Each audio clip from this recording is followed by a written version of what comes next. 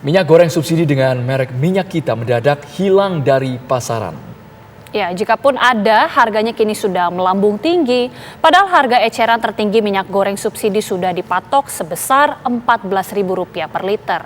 Apa sebenarnya yang membuat harga minyak goreng besutan Kementerian Perdagangan tersebut menjadi lebih mahal? Berikut laporan utama pemirsa, minyak goreng subsidi tak lagi murah.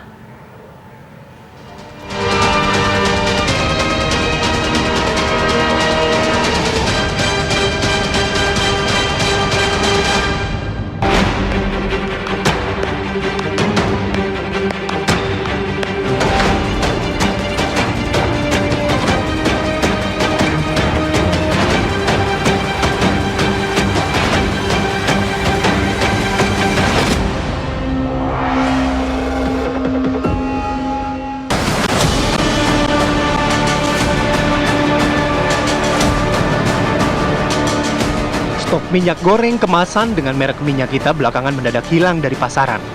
Pedagang mengaku tidak lagi menjual minyak kita sejak sebulan yang lalu. Tidak ada pasokan dari distributor menjadi alasannya. Ya udah nggak ada barang. Oh gitu ya? Iya. Kenapa Bu sampai minyak? Iya nggak ngerti juga. Biasanya sih masih ada di grosir, dapat gitu. Sekarang udah nggak ada. Buat tanya mengapa aku pun tidak tahu. Kami pedagang kecil yang hanya mau ya ada gitu. Cuman ya sekarang nggak ada. Menteri Perdagangan Zulkifli Hasan berdalih, kelangkaan minyak kita terjadi akibat adanya permintaan besar-besaran dari masyarakat. Mereka yang sebelumnya mengonsumsi minyak goreng premium, kini mulai beralih membeli minyak goreng bersubsidi lantaran harganya yang lebih murah. Kenapa minyak kita langka? Satu, minyak kita ini harganya paling murah. Jadi yang premium itu, yang biasa ibu-ibu beli minyak brand, sekarang belinya minyak kita. Karena harganya murah, kualitasnya bagus. Itu. Kedua, ibu-ibu yang biasa beli di supermarket, belinya juga minyak kita.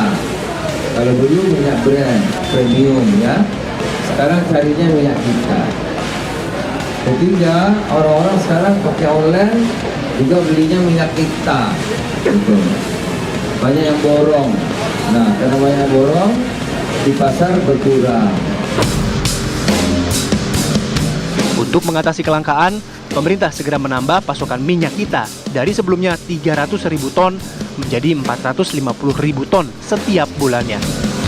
Hanya saja, Asosiasi Petani Kelapa Sawit Indonesia atau APKASindo menilai kelangkaan ini terjadi bukan semata karena pasokan. Pemerintah dinilai harus mulai membenahi persoalan distribusi. Kenapa terjadi kelangkaan distribusi? Ya kita harus menyadari juga Indonesia ini terdiri ribuan pulau, di mana pabrik-pabrik minyak goreng itu hanya terkonsentrasi di Sumatera, beberapa di Kalimantan, dan beberapa di Pulau Jawa dan Banten. Nah, ini kan menjadi persoalan berat ketika dia harus mendistribusikan dari provinsi ke kabupaten, kabupaten ke kecamatan, kecamatan ke lurah. Ini jadi persoalan baru. Nah, oleh karena itu, masalah distribusi ini dapat diselesaikan dengan menegaskan kembali atau mengingatkan aparat penegak hukum bahwa meskipun setelah terjadinya kelangkaan minyak goreng 2022 kembali normal, bahwa masalah minyak goreng ini telah menjadi pasokan pokok, kebutuhan pokok dari masyarakat. Jadi pengetatannya, pengawasannya harus sama dengan beras. Ironisnya, di tengah kabar kelangkaan, sebanyak 500 ton minyak goreng bersubsidi justru ditemukan menumpuk di kawasan Berikat Nusantara, Marunda, Jakarta Utara. Buntut dari penemuan ini, indikasi penimbunan minyak kita kembali menjadi sorotan. Pemerintah diminta tegas untuk menegakkan regulasi agar penyimpangan tak terjadi lagi. Bila ada penyimpangan, regulasilah yang harus ditegakkan. Itu sebenarnya yang selama ini diharapkan oleh masyarakat. Jadi kalau pemerintah berjanji HET, kemudian stok ada, maka di daerah-daerah yang ada kenaikan permintaan, entah itu permintaan dari rumah tangga ataupun UKM, harus kemudian diprioritaskan untuk dinaikkan stoknya, bahkan harus operasi pasar kalau perlu. Karena porsi BUMN kecil di kebun sawit untuk distribusi minyak goreng ini yang harusnya bisa dilakukan intervensi oleh BUMN. Nah, berikutnya lagi untuk pengawasan. Kalaupun ada kemudian penimbunan ada ketidakpatuhan terhadap perusahaan. Regulasi pemerintah, khususnya Kementerian Perdagangan, itu sudah sangat spesifik mengatur kewajiban soal DMO, sanksinya, sampai dengan rekomendasi pencabutan izin usaha. Nah, kalau jelas ada realisasi dari DMO CPO kepada minyak goreng kita, yang realisasinya terus menurun, itu seharusnya pemerintah langsung tegas saja untuk menjalankan sanksi, teguran tertulis sampai dengan pencabutan izin usaha, sehingga juga ada efek jerat.